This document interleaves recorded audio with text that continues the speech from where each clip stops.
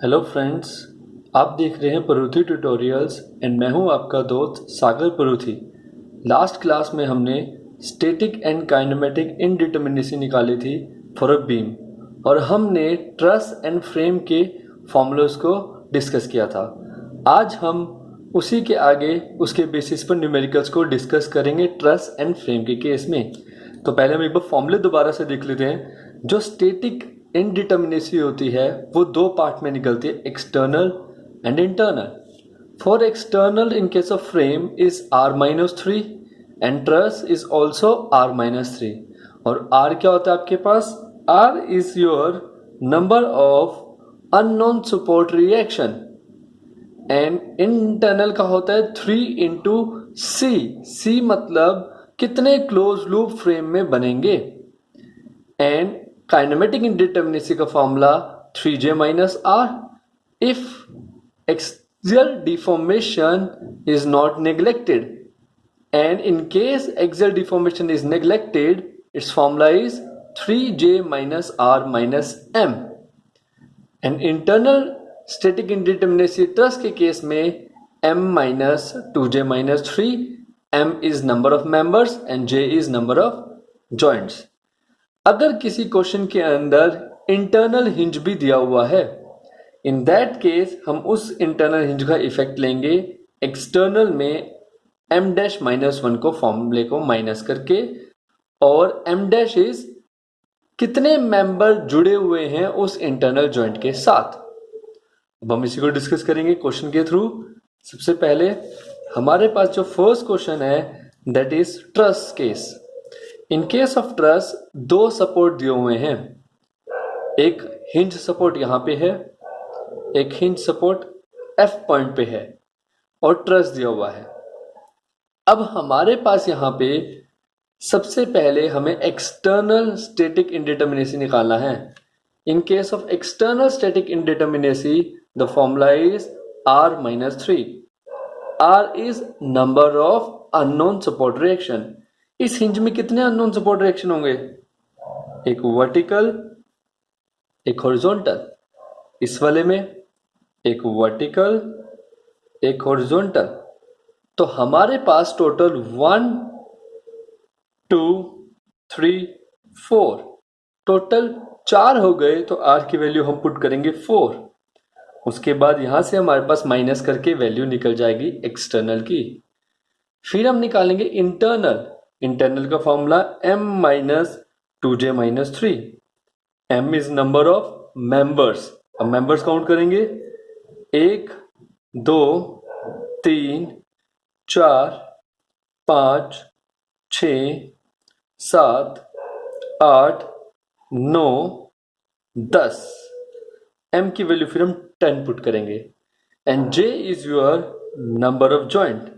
1 2 3 4 5 6, तो j की value 6 put करेंगे।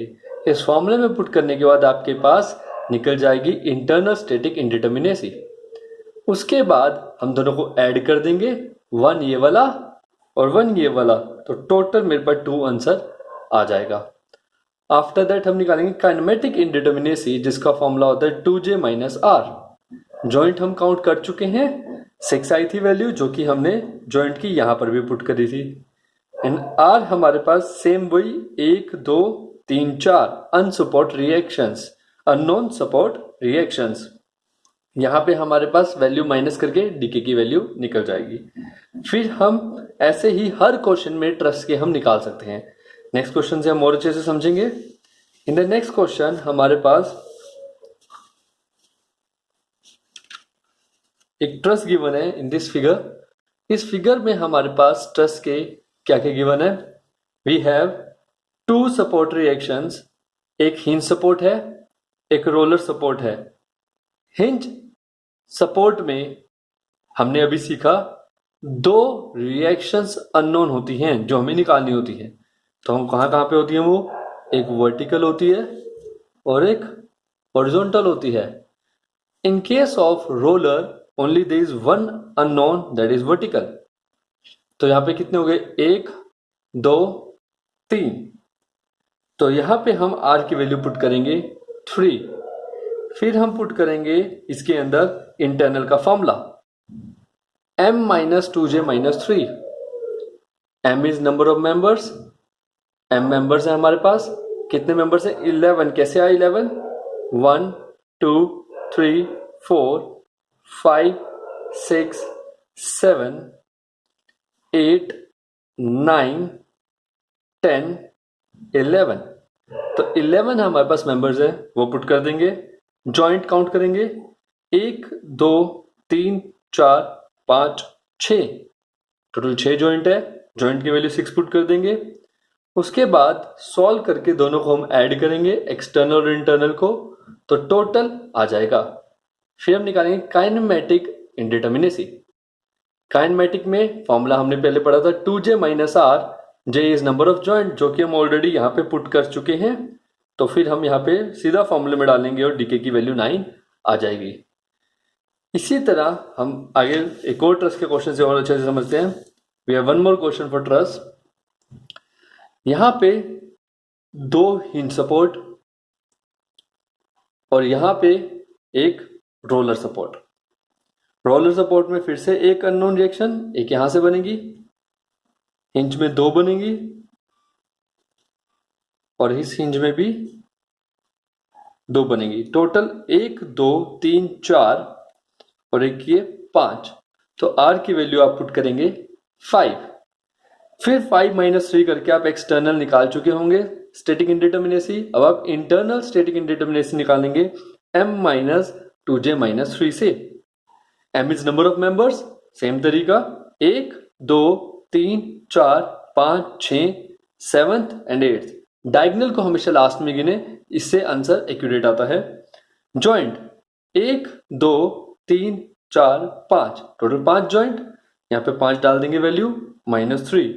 इंटरनल स्टैटिक इंडिटर्मिनेसी निकल जाएगा। एक्सटर्नल और इंटरनल दोनों को ऐड करेंगे तो आपके पास 2 + 1 3 वैल्यू आ जाएगी।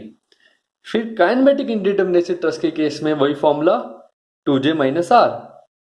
2 नंबर ऑफ जॉइंट, 1 2 3 4 5। इसको जॉइंट नहीं लेना। क्यों नहीं लेना इसको जॉइंट? क्योंकि हमने इस पूरे को एक मेंबर माना था। तो यहाँ पे हमारे पास 2 × 5 10 - 5 करके डीके की वैल्यू निकल जाएगी। तो ऐसे डिफरेंट ट्रस के क्वेश्चन में आप डिफरेंट तरीके से स्टैटिक एंड काइनेमेटिक इंडिटर्मिनेसी निकाल सकते हैं। उसके बाद हम करेंगे frame case. In case of frame, अब फ्रेम के केस में हमारे पास जो गिवन एक फ्रेम, जिस ये फ्रेम गिवन है उसके अंदर खाली एक ही सपोर्ट है, फिक्स्ड। फिक्स सपोर्ट में एक्सटर्नल स्टैटिक इंडिटर्मिनेसी में आर कितने सपोर्ट रिएक्शन है? एक फिक्स सपोर्ट में 3 होते हैं सपोर्ट रिएक्शन। कहां पे? एक वर्टिकल, एक हॉरिजॉन्टल और एक मूवमेंट। टोटल 3 सपोर्ट रिएक्शन होते हैं। तो आर की वैल्यू डालेंगे 3, तो यहां से मेरा एक्सटर्नल निकल जाएगा। Internal is 3 × close loop. एक बंद फ्रेम में एक लूप यहां बन रहा है इस टाइम, तो यहां पे मेरे पास सी की वैल्यू 1 पुट करेंगे, यहाँ पे डीएसआई की वैल्यू 3 आ जाएगी। फिर एक्सटर्नल और इंटरनल को ऐड करेंगे तो टोटल मेरा निकल जाएगा। फिर मैं करूंगा kinematic indeterminacy. In case of kinematic indeterminacy हमें कुछ नहीं करना। फॉर्मूला है 3j minus R minus m plus a। j is number of joint. कितने जॉइंट है? 1 2 3 4 5 6। जॉइंट की वैल्यू 6 डालेंगे। आर की वैल्यू ऑलरेडी 1 2 3 सपोर्ट रिएक्शंस निकाल चुके थे 3। m is number of members, 1 2 3 4 5 और 6, टोटल 6 मेंबर आए थे। ए इंटरनल हिंज का इफेक्ट, इस क्वेश्चन में कहीं पर भी इंटरनल हिंज नहीं है, तो ए की वैल्यू 0। इसको सॉल्व करेंगे, you get DK is equal to 9। इसी तरह हम और फ्रेम के क्वेश्चंस डिस्कस करते हैं ताकि और क्लैरिटी आ जाए। नेक्स्ट क्वेश्चन, फ्रेम में हमारे पास दिया हुआ है यहां पर 3 सपोर्ट 3 कॉलम। तो पहले कॉलम में जो नीचे फिक्स सपोर्ट है, इसमें कितने रिएक्शंस बन सकती हैं? एक वर्टिकल, एक हॉरिजॉन्टल, एक वर्टिकल बन सकती है, एक हॉरिजॉन्टल बन सकती है, और साथ में एक मूवमेंट बन सकती है। रोलर में खाली एक वर्टिकल होता है, हिंज में हमारे पास दो होती है हमेशा, एक वर्टिकल होती है और एक हॉरिजॉन्टल होती है। तो 1 2 3 4 5 6, आर की वैल्यू 6 आ रही है। -3 ये इंटरनल हिंज की वजह से फॉर्मूला ऐड हुआ, क्योंकि यहां पर एक इंटरनल हिंज दिया हुआ है, this one is your internal hinge.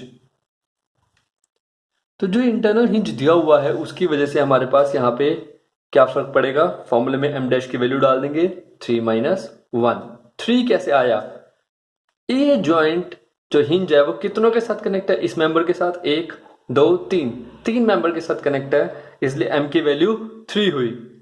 उसके बाद internal static indeterminacy 3 into number of close loop, 1 2 3 4 5 6 close loop बन रहे हैं, तो 6 डालेंगे सी की वैल्यू, फिर दोनों के आंसर को ऐड करेंगे, you get total static indeterminacy. Now kinematic indeterminacy का formula 3j - r - m + a। इसमें हमारे पास जॉइंट, नंबर ऑफ जॉइंट कितने हैं, 1 2 3 4 5 6 7 8 9 10 11 12 13 14 15। Number of joint is 15।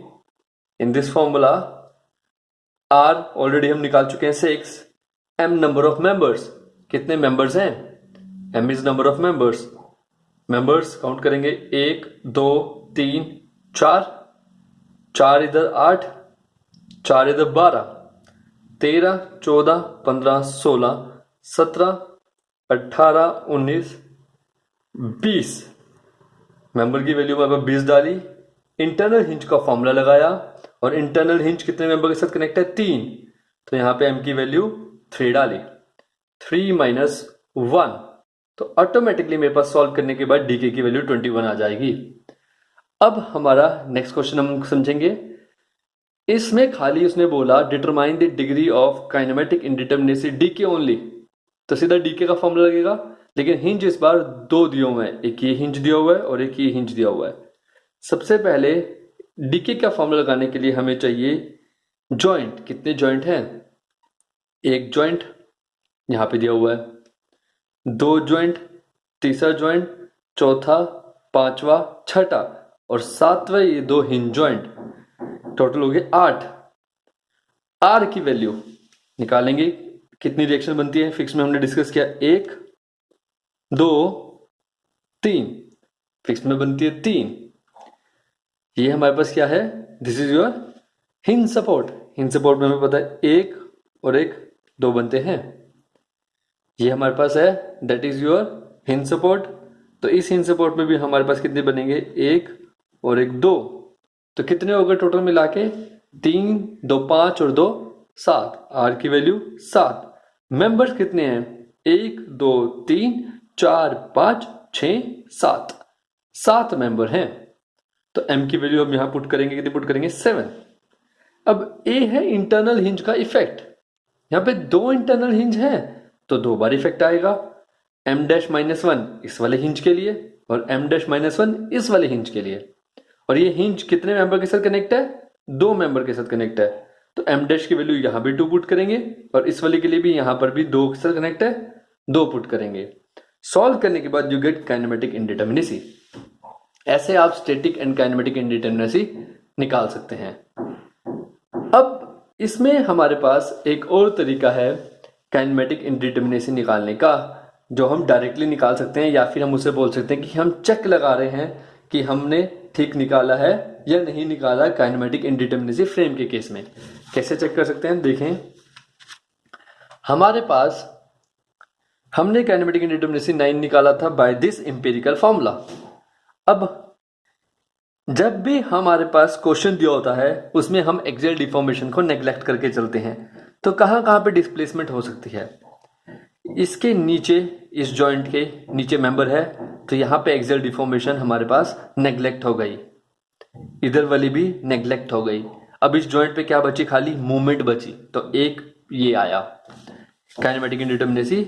ऐसे हमारे पास काइनेमेटिक इंडिटरमिनेसी यहाँ पे अगर हम निकालें तो इसके नीचे तो मेंबर है बट इसके इधर मेंबर नहीं है, तो एक डिस्प्लेसमेंट यहाँ हो सकती है और एक डिस्प्लेसमेंट इस मूवमेंट की वजह से। सिमिलरली हेयर अब इसके नीचे मेंबर नहीं है तो एक हमारे पास यहाँ पर हो सकता है डिस्प्लेसमेंट और एक डिस्प्लेसमेंट इधर हो सकता है। यहाँ पर इसके इधर भी मेंबर है, इधर भी और इधर भी। डिस्प्लेसमेंट खाली मूवमेंट की वजह से होगा। यहाँ पर डिस्प्लेसमेंट हमारे पास डाउनवर्ड डायरेक्शन में हो सकता है क्योंकि कोई मेंबर नहीं है, और एक डिस्प्लेसमेंट मूवमेंट की वजह से जॉइंट पे होता ही होता है। तो अब जितनी भी एरोज बनाई है हमने रेड से उसको काउंट करते हैं। 1 2 3 4 5 6 7 8 9 टोटल मिला के ऑटोमेटिकली मेरा आंसर कितना आ रहा है? 9 आ रहा है। तो ऐसे हम चेक कर सकते हैं कि हमारे पास कहाँ कहाँ पे डिस्प्लेसमेंट हो सकती है और कितनी उसकी डीके की वैल्यू निकलेगी। सिमिलरली फिक्स्ड पॉइंट सपोर्ट पे डीके की वैल्यू 0 होती है, ये हमने लास्ट क्लास में सीखा था। और उसके लिए मैं आपको एक बार दोबारा दिखा देता हूँ। हमारे पास काइनेमेटिक इंडिटरमिनेसी के फिक्स्ड केस में डीके की वैल्यू हमेशा 0 लेते हैं क्योंकि डीके के 3 ऑलरेडी सपोर्ट रिएक्शन होती हैं और कोई रिएक्शन नहीं बचती। हिंज में 2 होती हैं सपोर्ट रिएक्शन, मूवमेंट नहीं होती हिंज में, इसलिए उसकी वैल्यू 1 होती है। ऐसे ही रोलर के केस में हमारे पास वैल्यू जो होती है वर्टिकल जो होती है रिएक्शन, उसके अगेंस्ट 2 जगह और डिस्प्लेसमेंट बनती है, एक हॉरिजॉन्टल और एक मूवमेंट की वजह से। सिमिलरली चेक करने के लिए एक बार और हम इस वाले क्वेश्चन का काइनेमेटिक इंडिटरमिनेसी निकालते हैं बाय, वैसे हमारा काइनेमेटिक इंडिटरमिनेसी की वैल्यू आई थी that is 21 by the empirical formula. अब हम निकालेंगे हमारे एरो वाले मेथड से कि कहाँ कहाँ पे डिस्प्लेसमेंट हो सकती है। समझेंगे, हमारे पास ये जॉइंट है, पहले जॉइंट पे इधर नहीं हो सकती, इधर नहीं हो सकती क्योंकि मेंबर है, तो ओनली 1 हो सकती है, तो यहाँ पे है 1। एक हिंज में इधर भी होती है 2 3 4, 3 एरोस बनती हैं। इस वाले में नीचे नहीं हो सकती बट इधर बाहर की ओर हो सकती है और एक मूवमेंट वाली तो आती है। ऐसे ही हमारे पास इस वाले में बाहर की ओर हो सकती है और एक मूवमेंट वाली जॉइंट पे बनती है। बाहर की ओर मूवमेंट वाली जॉइंट पे बनेगी, बाहर की ओर हो सकती है, मूवमेंट वाली जॉइंट पे बनेगी। यहाँ पर एक जॉइंट है, ना इधर डिस्प्लेसमेंट हो सकती है ना इधर डिस्प्लेसमेंट हो सकती है। डिस्प्लेसमेंट खाली होगी मूवमेंट की वजह से, इधर भी डिस्प्लेसमेंट खाली मूवमेंट की वजह से और इधर भी डिस्प्लेसमेंट खाली मूवमेंट की वजह से। यहाँ पर भी नीचे नहीं हो सकती, डिस्प्लेसमेंट मूवमेंट की वजह से होंगी, डिस्प्लेसमेंट मूवमेंट की वजह से होंगी। अब हमारे पास सपोर्ट की बात करें, फिक्स में डीके की वैल्यू कितनी होती है? 0। इसमें डीके की वैल्यू कितनी होती है? रोलर के सपोर्ट में हमारे पास डीके की वैल्यू 2 होती है। इसमें डीके कितना होता है? रोलर में 2 होता है। और हिंज में डीके की वैल्यू कितनी होती है? 1 होती है। तो अब हम डीके निकालेंगे टोटल कितना आया। पहले तो एरोज की वजह से काउंट कर लेते हैं। 1 2 3 4 5 6 7 8 9 10 11 12 13 14 15 16 17 18। ये 18 तो एरोस की वजह से आया था जो मैंने अभी अभी लगाए, प्लस सपोर्ट की वजह से 2 यहाँ पे है और एक यहाँ पे है, 3 हो गए टोटल सपोर्ट की वजह से। तो टोटल मिला के हमारे पास कितनी होगी डीके की वैल्यू? 21। तो हमने यही सेम चीज जब एम्पिरिकल फॉर्मूला के साथ की थी तब भी हमारे पास डीके का आंसर कितना आया था? That is 21। जब हमने फॉर्मूला लगाया था तब भी डीके 21 आया और अब हम जब ने एरोस के हिसाब से किया तब भी डीके की वैल्यू 21 आई। इस तरह हम डिफरेंट फ्रेम के केस में हम सेम फॉर्मूले से या तो एम्पिरिकल से या एरो वाले मेथड से दोनों तरीकों से डीके की वैल्यू निकाल के चेक कर सकते हैं। तो आज के लिए इतना ही। Thank you so much for watching the video. और अगर आपको वीडियो अच्छे लगे तो आप लाइक एंड सब्सक्राइब कीजिए और आप और वीडियोस जो सिविल इंजीनियरिंग के आएंगे उसके अपडेट आपको ऑटोमेटिकली मिल जाएंगे। Thank you so much. Have a nice day.